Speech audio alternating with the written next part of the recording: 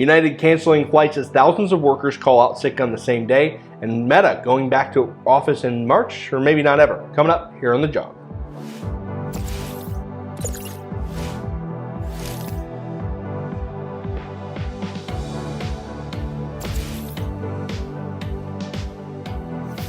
Hi folks, Alex Klingelhoeffer here with Exencial Wealth Advisors. It is 8:50 here in the middle part of the country on Tuesday. It is January 11th, 2022. Here's your morning jog around the economic headlines of the world. I want to start off here in the U.S. with United Airlines canceling flights this morning after more than 3,000 workers called out sick. Here's the rub. United, I think it's really, as a business model, susceptible to these kinds of mass sick days because of Omicron. Why? It's called a hub and spoke carrier, right? Hub and spoke. Their business model, fly folks from around the country to their hub cities and then fly them on to their final destination. All legacy carriers operate with that business model. Delta, United, American, all hub and spoke.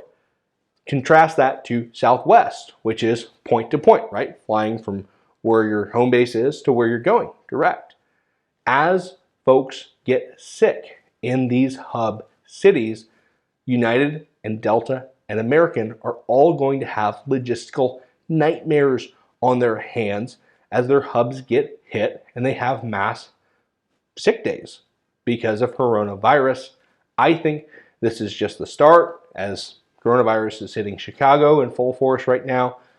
Delta, it'll be when coronavirus hits Atlanta in full force. For Americans, when it's going to hit Dallas in full force. These legacy carriers just have a business model that is more susceptible to these mass sick days. I think it continues as Omicron continues to spread around the country for the next 4 to 6 weeks. If you're planning business travel, it's just something you're going to have to deal with. Maybe think about switching to a point-to-point carrier if you can. PharmaMar has a drug originally targeted for cancer treatments that now gets rid of lung infection because of COVID at a 99% rate in animals, right? Decreased viral load, 99%.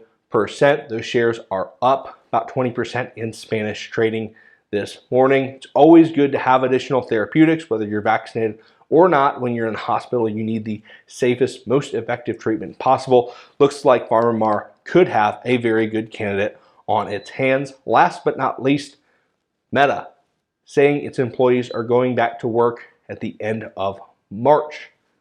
I think that's probably a mistake. Here's why.